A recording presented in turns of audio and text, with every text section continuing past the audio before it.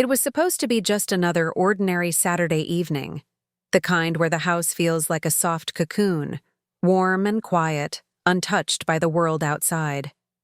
I had tidied up, poured myself a cup of tea, and curled into the sofa, grateful for a few still moments. From the kitchen, I could hear my partner humming softly while the smell of dinner drifted through the air. The kids were out with friends, and the silence felt almost peaceful. Almost. But there was something different about that night. A faint, uneasy pull I couldn't quite explain.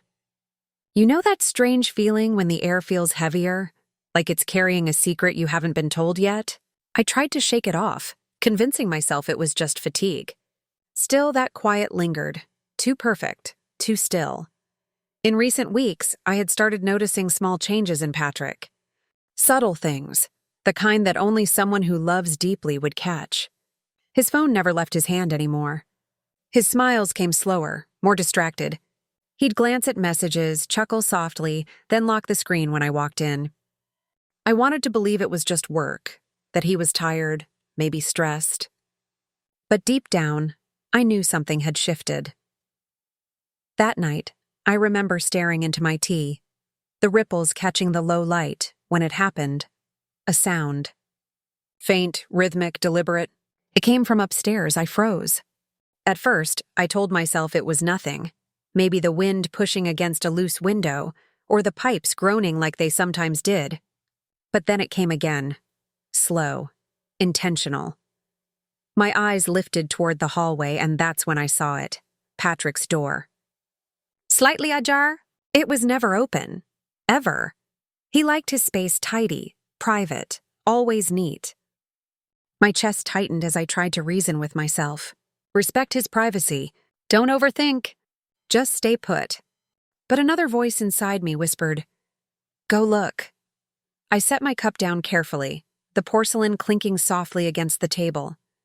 My feet moved on their own, each step heavier than the last. The house seemed to grow quieter, the air thicker. Shadows stretched across the walls, long and reaching, as if the whole place was holding its breath.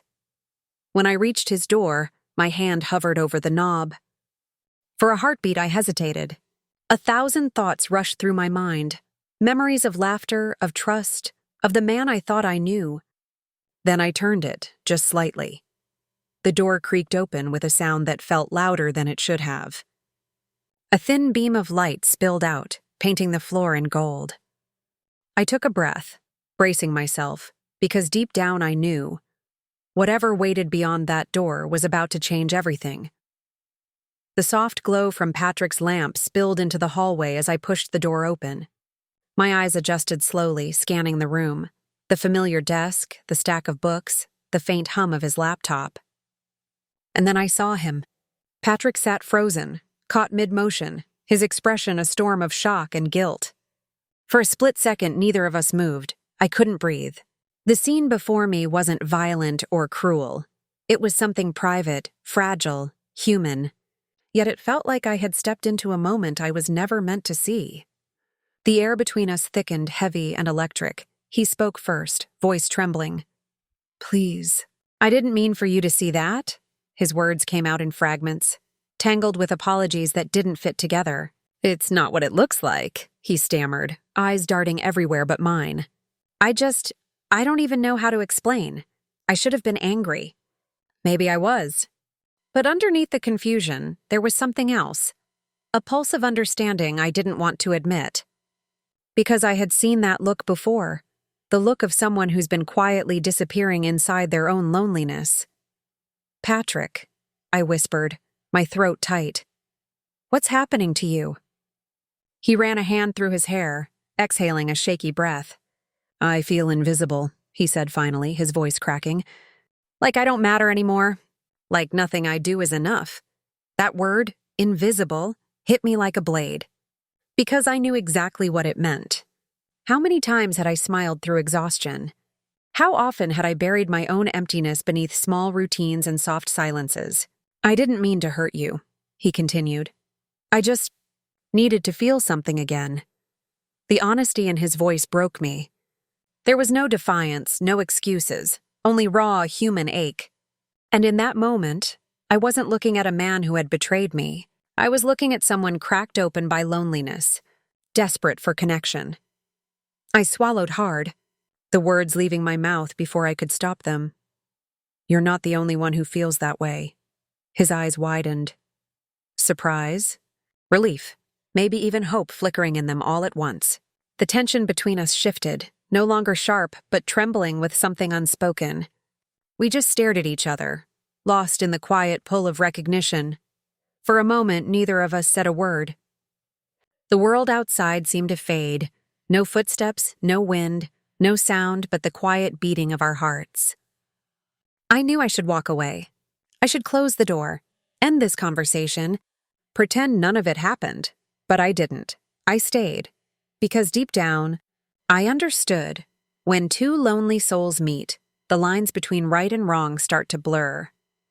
That night, after everything unfolded, the house felt impossibly still. Even the walls seemed to hold their breath.